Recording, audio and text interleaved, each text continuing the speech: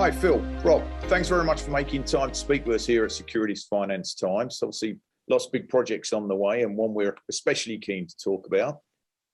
Can you tell me what you feel are the key challenges the industry are facing with CSDR?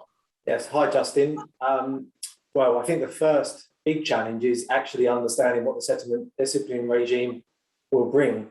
We're less than 3 months from the go live of CSDR and the settlement discipline regime, and we still don't know whether mandatory buy-ins are actually in scope or out of scope for the 1st of February 2022. So that's the first big challenge. Then I think, post that, let's assume that the mandatory buy-ins will be delayed or removed altogether. I think dealing with the fallout of the cash penalties is going to be challenging, especially challenging for securities finance with the nature of the business where there are lots of onward deliveries and potential fails through the chain. And I think also another thing for borrowers in particular is the fact that they will need to settle in many cases before the DVP cutoff, not the actual market cutoff, each day to fulfil those onward deliveries. And that's going to be a challenge for the whole market, actually, not just the borrowers, particularly when you think around early collateralization and automation. I think lastly, what I'd say on that is then, dealing with the many different causes of fails. So whether that's, incorrect bookings, mismatched SSIs, changes pre-settlement, such as reallocations, which again, borrowers have to deal with manually today. And also, as I mentioned, delayed collateralization. So making sure your collateral is all in place so that lenders can release the prepaid loans on time so that you can fulfill your onward deliveries. What are you hearing from your client base in terms of possible approaches to addressing these challenges?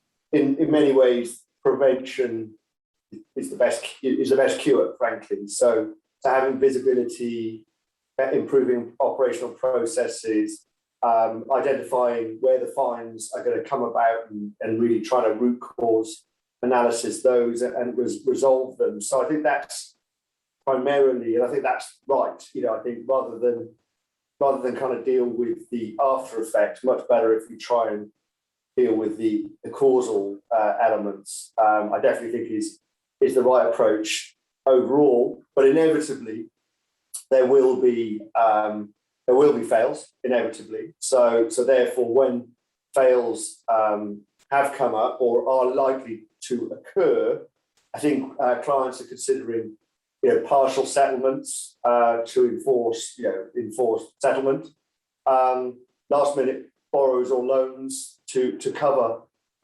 fails, and potentially cancelling instructions before settlement date or on settlement date to avoid the fail occurring in the first place. I guess I just thought about this today, and in many ways it's going full circle from when I was a lad, as it were, having been around a long time ago. But if you look at the kind of the genus of stock borrow loan desks, in many ways, before there were other streams of activity and revenues, etc., a lot of it was fail cover, right? So perversely, this regulation, which is going to affect cash markets and sec finance, potentially there could be an uptick of effectively the fail coverage activity that, in a sense, was the genus for stock borrow loan activities. So in many ways, I find that quite interesting. What has been the take up, Phil, for the new service that Pirum are working with at the moment? Yeah, our new service,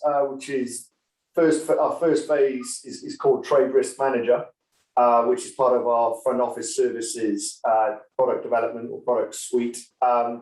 It's been fascinating to watch, actually. So we've absolutely, in many ways, the same way as we approached SFTR, by speaking with clients, understanding, determining whether there was going to be a problem, whether there was going to be a need.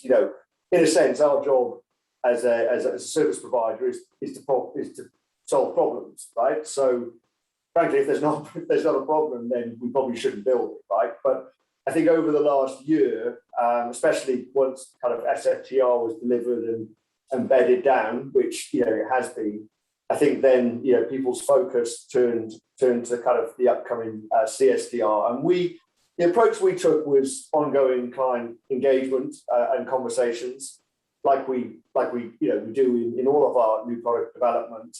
But we also have been publishing for 6 to 12 months now a penalty fine report, which is actually giving clients an indication of what penalties they would be seeing if CSDR was live. I think that's proven to kind of, proven to be quite sobering for many clients in terms of the impact of this. So I think that's kind of why clients have shown great interest in this, because frankly, this is going to have an impact on the profitability of the desk. And hitherto, operational inefficiency has been, nobody wants it, but in some ways there was not a direct P&L hit, as it were. Often CSDR is absolutely going to bring that to bear. So I think this has been a real kind of call to arms and created a real catalyst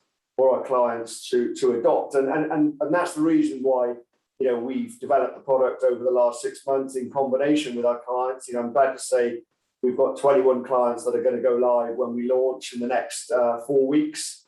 We've got a design partnership group, and we're pretty confident we're going to help our clients manage and minimize the impact of the penalties. What plans do you have for the future developments with Trade Risk Manager? We built Trade Risk Manager in partnership with our clients. CSDR was the first solution that they wanted us to solve with the new suite of products, but that is really just the start. Trade Risk Manager over the next 12 months and beyond will become the single risk management tool across the whole post-trade lifecycle for our clients. So, shortly we'll be launching with rate breaks as well across Contract Compare or real-time Contract Compare, followed by other risk types and other post-trade processes as well. Not only is it just about managing your risk and your breaks in one place, though, it's also going to provide further automation. So we are looking at other manual processes that still exist today, particularly within the front office that takes up their time and takes them away from trading. And also with a lens on other changes that are happening in the industry, such as the T+1 move in the US.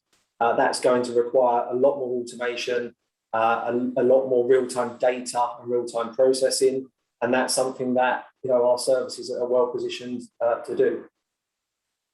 I think working with our clients has been absolutely key in terms of hearing all of those challenges that they have, and we through that design partnership, we prioritise based upon the consensus we can get within the group around what we deliver next.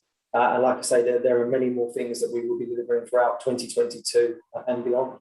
Final question. How does this fit in with the FutureTech initiative that you have? Our FutureTech initiative, I guess, as the name suggests, is absolutely allowing us or spurring us to focus on FutureTech initiatives. So, one of those is ongoing, operational efficiency and meeting the demands of regulatory requirements. So, that's effectively our USP as a business is to solve the workflow and automate the complete workflow across collateralized markets. So that's across stock loan, across repo, and increasingly in OTC derivatives. And that's effectively automating the current, as it were.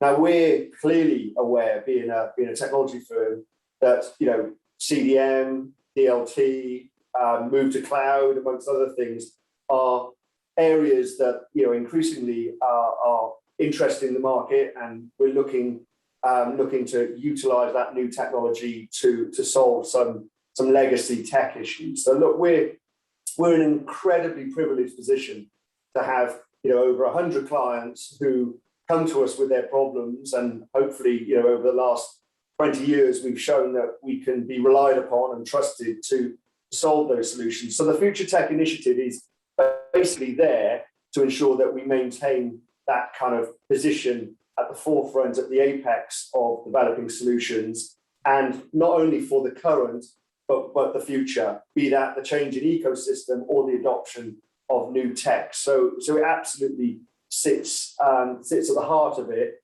but there's lots of other strains developing that you'll be hearing about over the course of the coming year.